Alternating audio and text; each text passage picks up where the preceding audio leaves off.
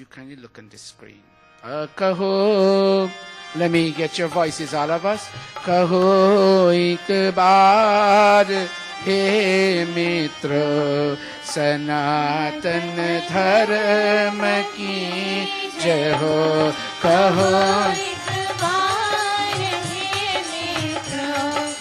वैदिक धर्म की जय हो सनातन धर्म की जय हो वैदिक धर्म हा हा वैदिक धर्म की जय हो आर्य समाज की हो कहो एक बार हे मित्रों सनातन धर्म की जय हो वैदिक धर्म की जय हो आर्य समाज की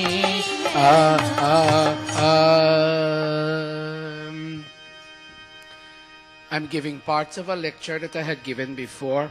Yesterday I was kind of busy with moving house and I didn't get a chance to focus. But it's never bad to rehash a lesson.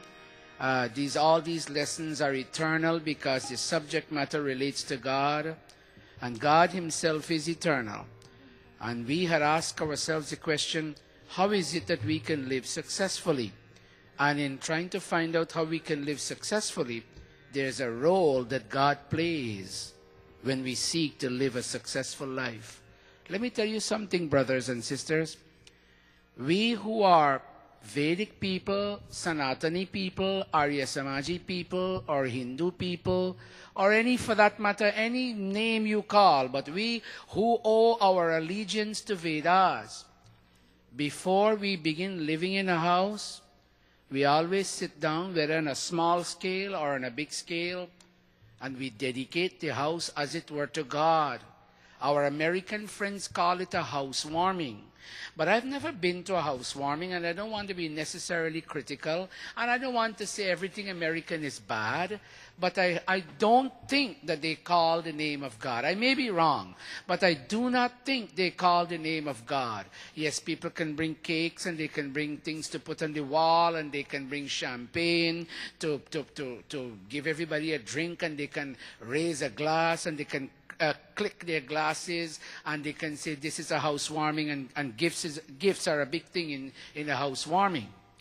I hope I'm right, and I don't want to sound like a bigot claiming that what I said is correct, but I hope I'm right, because I would like to make a comparison.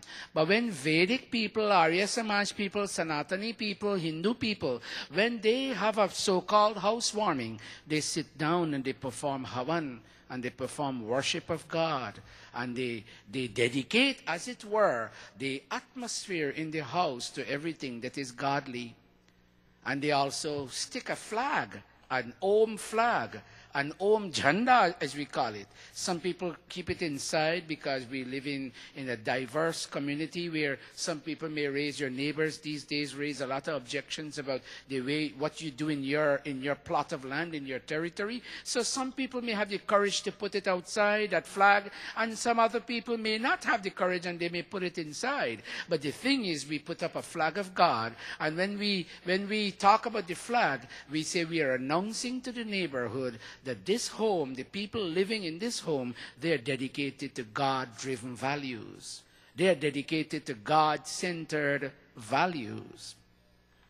And when you and all, and I'm going to go halfway in the lecture that I had given the last time, and when we have God in our lives, our sacred writings give us positive signs how we can detect that God is in our lives. And let me just skip the red for a moment and go to the blue. In fact, when there is no God in our lives, let's start from the negative. When there is no God in our lives, then all our aspirations in life are vain. All the plans we make. And you know, I teach in the school where I see America in its fullest blast. All, and I even watch TV a lot and when I have a chance.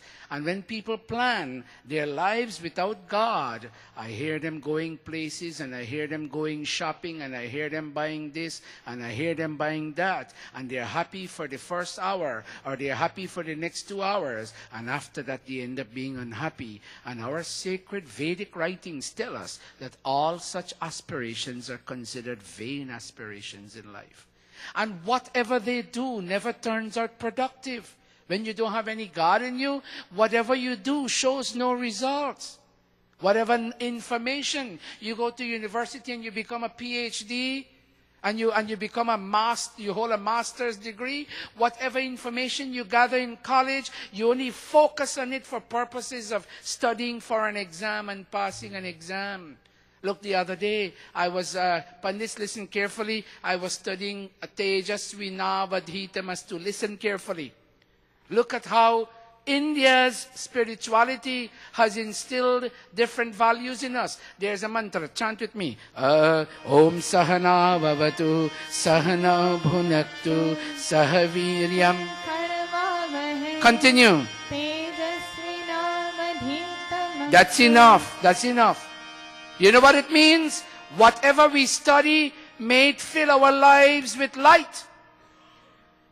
May my teacher not cram my brain with useless facts that serve only the purpose of writing and passing an examination. Whatever I study as knowledge and I acquire as knowledge, may it make my face light up. May it cause me to smile. May light be infused in my inside that I can perceive the reality in the outside. One reason why we can't perceive the reality on the outside is there is no light. If I want to look for something that's lost nighttime and there's no moon, I have to have a light in my hand that shows some kind of rays and illumined state on the outside. We only scowl and frown and curse and this and that because we didn't light the light on the inside. And one of the reasons the light is not lit on the inside is that we didn't accumulate anything that is considered knowledge. When Vedic students sit down in front of the teacher, one of the statements they make as a prayer is Tejasvi now, meaning our face may be Tejasvi, our face may be illumined, kindled and lighted up. Adhitamastu, meaning whatever I study, whatever I rehash, whatever I focus on in terms of sacred writings and decoding those writings must yield to a brightened up inside, a brightened up outside, and a brightened up Vatavaran, meaning atmosphere on the outside. Then we will no longer twitch our lip muscles to supposedly smile. It will be a broad, warm smile. And our smile would be contagious. Our smile will catch on. Look at this. When we don't have that approach to knowledge, then whatever knowledge we accumulate is all barren. And you know what? Because there is no productive knowledge, there is no sound judgment. When we don't have God in our lives, this is the domino effect. One domino hits another one, or like bicycles. One bicycle falls down and hits this one falls down and hits this one falls down and hits this one. You call it a domino effect. When we don't have God, let's go it over again. Our aspirations become vain.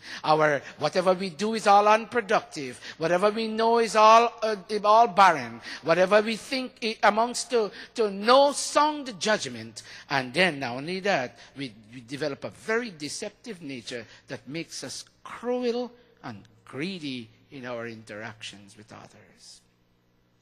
That's when there is no God in our lives. But look at the contrast. But when there is God, you end up fixing your mind on a higher power. And when we go to mainstream America, they don't like to say God because some religions don't accept the word God. Some may have Allah, some may have Yahweh, some may have Jehovah, some may have Baha'u'llah, some may have other names.